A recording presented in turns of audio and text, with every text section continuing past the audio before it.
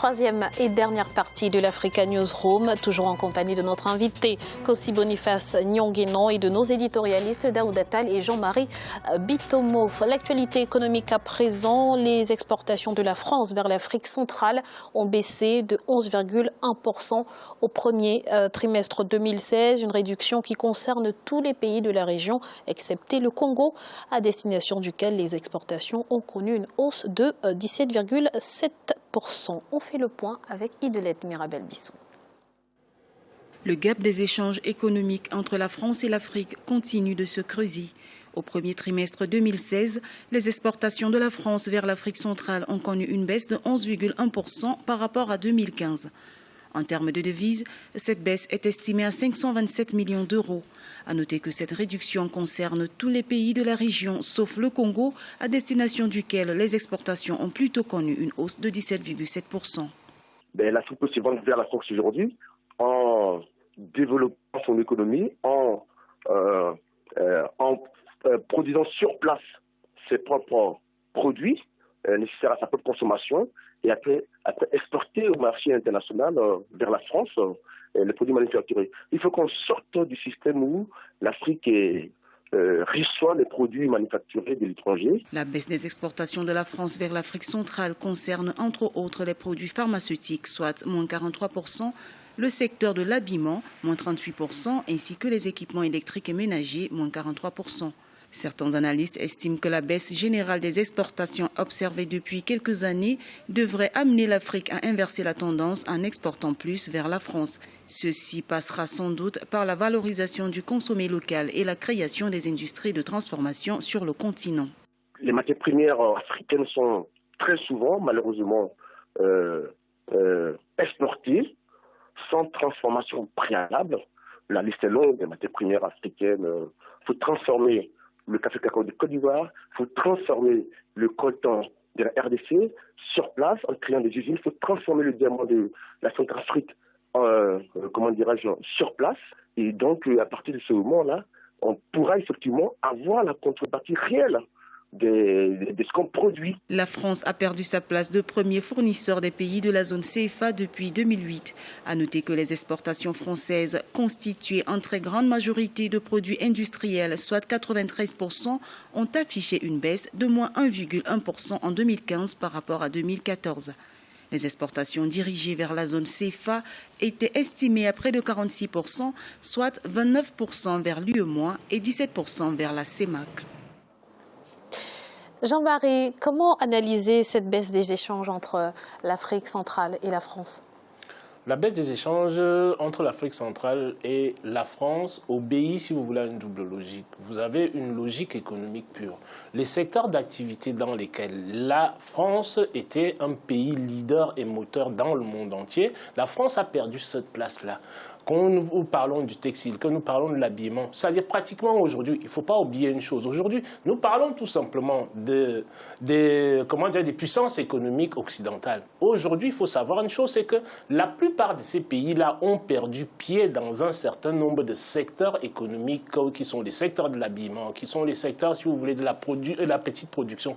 Et les consommateurs oublient toujours une chose, c'est qu'aujourd'hui, tout ce que nous consommons en Europe, c'est fabriqué où? C'est fabriqué en Chine. La Chine se développant, la Chine obligatoirement, c'est-à-dire dans son cycle économique, est en train de remplacer, si vous voulez, les anciennes puissances en termes de compétitivité économique elle-même. Tout simplement, pourquoi? Parce que le coût du travail est relativement moindre en Chine, même si la qualité n'est pas là. Cette qualité-là, si vous voulez, de temps en temps, elle rejoint, si vous voulez, le pouvoir d'achat des États africains. Et entre-temps aussi, vous avez quoi? Vous avez la conjonction. Il ne faut pas oublier aussi une chose, c'est que les échanges entre la France et l'Afrique centrale sont énormément basés sur les produits pétroliers et les produits miniers, tout simplement. Et dès l'instant que vous avez une conjoncture internationale qui s'est tendue comme elle s'est tendue récemment, le prix du baril a baissé. Donc, en volume aussi, le volume des échanges baisse obligatoirement. Donc, à partir de là, il est tout à fait normal et logique, de mon point de vue, que les échanges entre l'Afrique centrale, qui étaient basés sur tout ce qui est produits miniers et produits pétroliers, puissent baisser. Et ensuite aussi, la France, c'est-à-dire la France a quand même des compagnies pétrolières qui sont relativement performantes, qui trouvent d'autres sources d'approvisionnement ailleurs. Donc à partir de là, sans parler du poids de la Chine. Daouda, vous partagez le point de vue de Jean-Marie. Vous pensez que cette performance est en grande partie le signe que les États d'Afrique centrale se tournent plus vers d'autres pays, en l'occurrence la Chine? Oui, en partie, ça explique en partie cette baisse. De toute façon, je dirais que tous les pays se tournent vers d'autres pays. Finalement, c'est pas seulement on est dans un monde globalisé, c'est tout à fait normal. Et ça, je crois que la France s'attendait et s'attend encore à perdre des parts de marché en Afrique. C'est un secret de polichinelle aujourd'hui. La Chine arrive, il y a les nouveaux pays émergents, il y a la coopération régionale, même en Afrique centrale. Le Nigeria est un géant aujourd'hui qui est dans la région et qui peut très bien commercer avec le Cameroun et d'autres pays. Donc ça me paraît tout à fait normal, sans compter les entreprises, les entreprises africaines nationales qui aussi émergent, puisque tous ces produits-là qui ont baissé, le problème c'est que ces importations étaient importantes parce qu'on ne les produisait pas sur place. Mais quand vous avez un géant comme Dangote, quand vous avez tous les projets de transformation des économies africaines qui se développent, je pense que c'est tout à fait normal.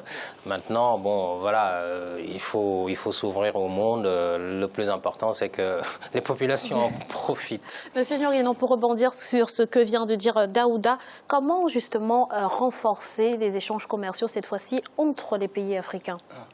C'est exactement ça, c'est à ça qu'il faut arriver, puisqu'il y a la CEDEAO, il y a la l'UAC, il y a tout un ensemble d'organismes régionaux qu'il faut consolider. Moi, je suis heureux que ça baisse au niveau de RDC, c'est bien ça, non? Non, des échanges entre l'Afrique des échanges et la France. entre l'Afrique centrale et la France, ça baisse. Parce qu'à l'époque, c'était un déséquilibre total au niveau de la balance commerciale.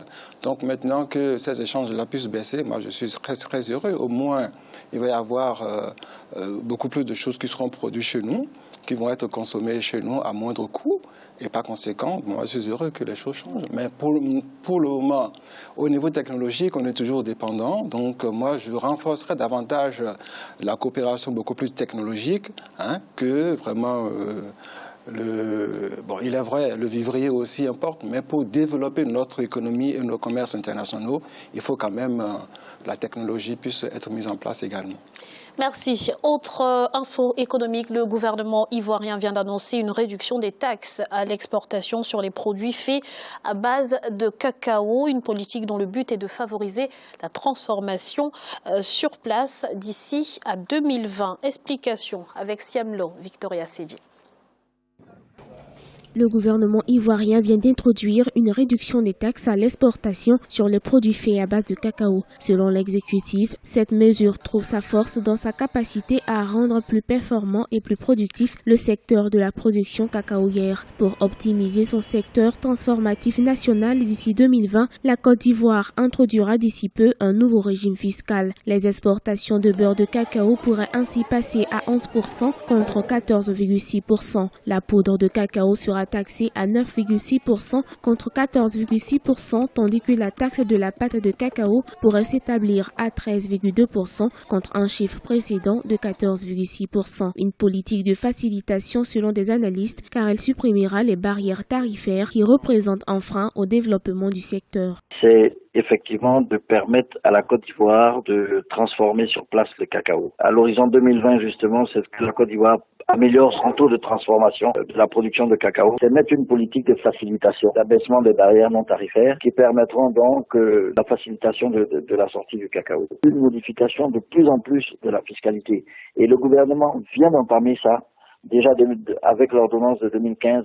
La mesure gouvernementale a pour but d'élargir le champ de production des négociants comme Barry Colbert, Olam ou encore Cargill en augmentant leur capacité de production de 7,5%. D'autres transformateurs présents sur le territoire bénéficieront d'une capacité allant jusqu'à 15%. La Côte d'Ivoire a la capacité, parce qu'il faut intégrer justement la politique au niveau agricole dans une vision globale. C'est de faire un pays qui est un pays à vocation agricole. Premièrement, en termes de ranking, qui est le premier données en termes de qualité de cacao. Quand vous sachez par exemple que les quantités transformées sont passées de 375 000 tonnes au cours de la campagne 2010-2011 à 520 000 tonnes en 2014-2015, donc ça prouve quand même qu'en termes de tonnage, la Côte d'Ivoire se rapproche pratiquement de ce qui est transformé aux Pays-Bas. Vous voyez déjà, en termes de gap, c'est extrêmement important. La Côte d'Ivoire envisage d'améliorer son taux de transformation à plus de 50%.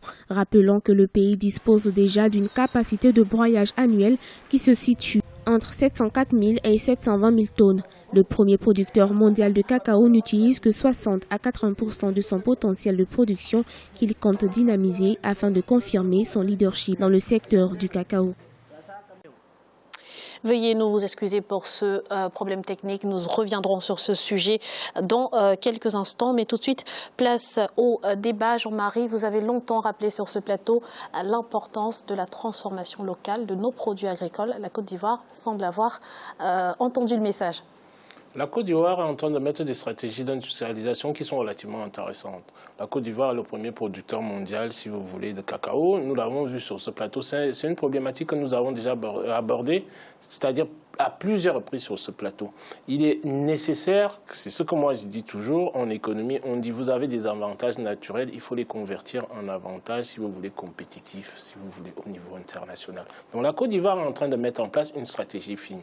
Quand on sait que le chocolat dans ce monde-ci produit chaque année 80 milliards, et l'Afrique vous avez la Côte d'Ivoire, vous avez le Cameroun, ça se fait un peu au Bénin, et l'Afrique en retire quoi là-dedans? Même pas le 10e, si vous voulez, de ça. Et que le président ivoirien se mette en place aujourd'hui, c'est qu'il faut qu'il y ait une transformation beaucoup plus approfondie et beaucoup plus énergique, qu'on parte vers l'industrialisation. C'est une très très bonne chose, comme le disait notre invité là tout à l'heure, parlant des technologies. Donc c'est une très très bonne chose. C'est-à-dire que la Côte d'Ivoire se dit qu'aujourd'hui nous transformons, parce que j'ai vu là qu'ils ont passé un accord avec un des grands industriels du cacao, mais pour que la production se fasse en Côte d'Ivoire. Et cette transformation-là, elle est salutaire, tout simplement. Pourquoi? Parce qu'elle permet, c'est-à-dire de donner de la plus-value supplémentaire à la production. Ça permet de payer, si vous voulez, nos planteurs, nos papas et mamans qui sont dans les campagnes, qu'ils aient un revenu beaucoup plus important, parce que la plus-value qui est tirée de là est beaucoup plus importante que d'exporter uniquement, comment dirais, des matières premières brutes. Donc à partir de là, ce sont des stratégies qu'il convient de mettre en place, c'est-à-dire chaque pays à son niveau, en fonction au niveau agricole. La semaine dernière, ici, à Graziella, nous avons parlé, comment dirais-je, de la Guinée. La Guinée qui essaye de mettre en place, si vous voulez, l'anacarde, dans lequel Daouda, d'ailleurs, ça m'a rappelé Daouda, il disait, bon, j'ai eu une discussion avec lui sur le plateau, où il nous a caractérisé, si vous voulez, la Guinée comme étant pratiquement le grenier de chez eux en Afrique de l'Ouest. Donc, ce sont des stratégies qui sont nécessaires, comment dirais-je, en Afrique, pour pouvoir industrialiser nos pays. Il n'y a pas que les technologies. Commençons par les petites choses qui ne demandent pas des technologies complexes. Une fois que nous les avons maîtrisées au fil du temps, nous allons installer et mettre en place des industries très, très performantes. Bah justement, c'était ça ma question suivante, Daouda. Est-ce que la Côte d'Ivoire est à l'heure actuelle suffisamment outillée, notamment au niveau des infrastructures, pour mener à bien cette politique de transformation locale du cacao? Oui, je pense que s'il y a un pays outillé en Afrique, si on doit citer 3 pays, il faut citer la Côte d'Ivoire. Sur ce plan-là, les infrastructures ont poussé ces derniers temps. La politique du gouvernement, selon le plan national de développement qui vise à porter le pays vers l'émergence à horizon 2020, prévoit tout ça justement. Et je pense que la politique du président Ouattara est très agressive, c'est-à-dire vers la transformation des matières premières. Et oui, tout à fait, la Côte d'Ivoire a de quoi produire le cacao, le transformer sur place et surtout faire en sorte que les petits producteurs transforment davantage. L'enjeu, il est là parce que c'est ça la croissance inclusive. Monsieur Nyonguinon, une réaction très rapide. Oui, en fait, j'aborderai un peu dans le sens de notre ami Daouda, parce que là, le problème qui se pose, c'est pas seulement l'affaire d'outillage ou bien d'outillage, comment on appelle, d'acquisition Moi, je parle plutôt de dotation factorielle, pour utiliser un terme des économistes. Donc, et puis, à côté de la dotation factorielle, il faut aussi parler de la négociation. Parce que s'il n'y a pas une bonne négociation avec ceux qui vont implanter l'industrie dans le pays, en quelques années, on verra que tout va à volo, parce qu'ils vont détruire, quasiment le mot. Hein, ils vont détruire parce qu'ils vont boycotter, voilà le mot que je cherche. On va boycotter par on dit, ben tiens, le cacao de la Côte d'Ivoire, ça vaut rien. Et puis il va y avoir un tapage médiatique autour. En même temps, c'est pas facile de boycotter le cacao de la Côte d'Ivoire. Ah non, attends, on connaît ce que font excusez-moi l'expression, les impérialismes dans ces eaux-là.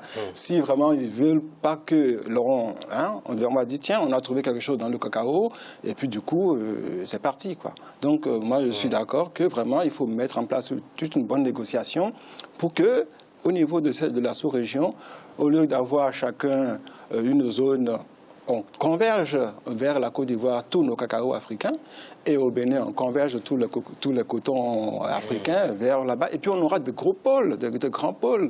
Et là, on va constituer l'oligopole africain pour nos développements. Jean-Marie, vous partagez ce point de vue?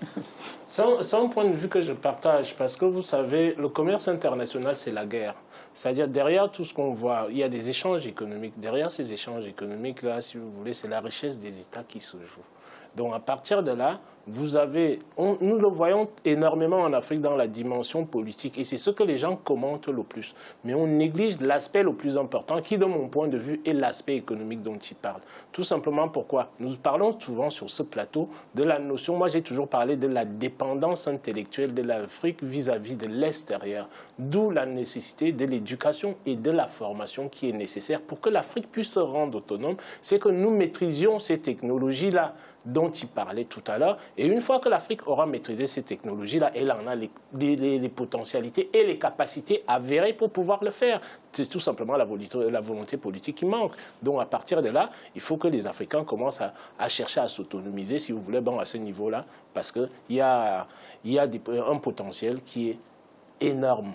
Merci Jean-Marie. Place à présent à notre chiffre du jour. Les autorités égyptiennes ont engagé des pourparlers avec les Émirats arabes unis à travers le Fonds pour le développement d'Abu Dhabi en vue d'obtenir une subvention non remboursable de 500 millions de dollars. Daouda, l'Égypte veut décidément franchir un nouveau cap dans la coopération avec les pays du Moyen-Orient.